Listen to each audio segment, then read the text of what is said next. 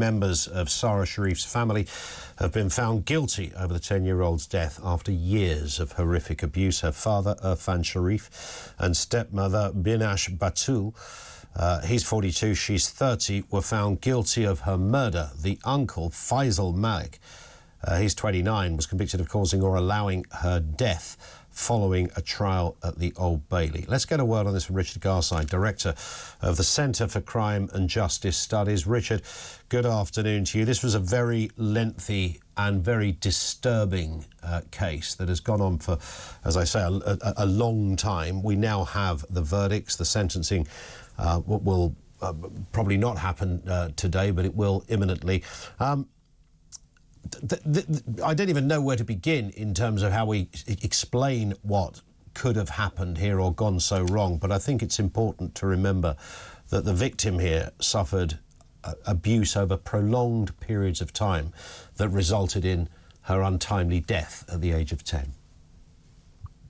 Yes, indeed, and I think this came out in the trial that, you know, you had neighbours commenting on it, you had family members commenting on it, teachers, you know, and yet not enough was done. Nothing like enough was done to protect her. And I'm sure there'll be some important questions now, you know, in the social services, amongst police and others, to try to, at the very least, learn from this awful tragedy and, you know, try to learn the lessons from that to try and make it far less likely that these kinds of horrible murders happen in the future. There is a very grim sense, isn't there, of deja vu with cases such as this. We all think of Baby P, we think of Victoria Columbier, these kind of very high-profile cases that have very similar underpinnings of MO, as the phrase goes, I think, and also the sustained abuse, the inclusion of social services, neighbours, lots of authority figures who had seen something, nobody joined the dots, nobody put it together. Yes, it would be nice if lessons are learned, as you rightly say, Richard, but it seems over the years we've learned nothing. Well, I mean, it's difficult to disagree with that. I mean, you know, there's around sort of 50 or so children under the age of 16 who are assaulted and killed through assault every year, not all by their parents, but certainly a significant number. The vast majority of parents, of course, want nothing but the best for their children. Yeah. But this is sadly not the case for all. And we also know that there are, you know, literally hundreds and thousands of child abuse and assaults every year in this country. So it's a big job, and we mustn't kind of, underestimate that. Sorry, yes, and sorry to bring our audience just some of the details of this, but the Old Bailey hearing heard that little Sara had been hooded, burned and beaten during more than 2.5 years of abuse. We've just been talking about prison sentences and appropriate punishments, as I think you heard, Richard, with our previous guest, Christo. Two of these characters, both have been found guilty of murder. The father and the stepmother will receive life sentences. The smart money would say this would be, you know, 40-odd years or something, you know, right up there, I would imagine. It could be little else, I guess, in a case such as this.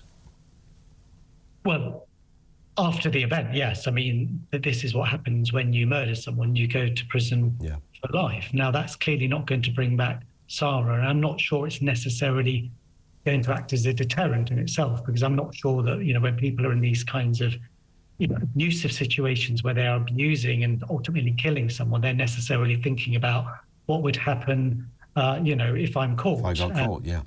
So it seems to me it's much more important, whatever happens in relation to her parents, well, it's actually her father and stepmother, isn't it, an uncle, whatever happens to those adults, you know, that's not going to bring Sara back, and it's not going to in and of itself stop, you know, other children being abused and murdered by their carers.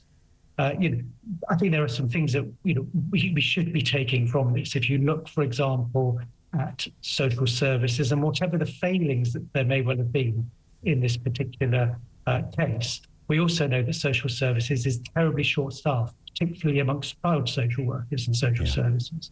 So, you know, there's a lot of talk at the moment about increasing the number of police officers, and as you said, there's a lot of talk about increasing the number of prison places. And whatever the arguments for or against that, I do not hear mainstream politicians talking anywhere like with the same volume. We need more social workers. We need to make sure that social workers are properly trained, they're properly supported, that other public institutions like schools and others take really seriously this issue and take seriously their duties and obligations to some of the most vulnerable people in society, which is what children are. Parents, particularly abusive parents, all too often teach these children as little more than their property.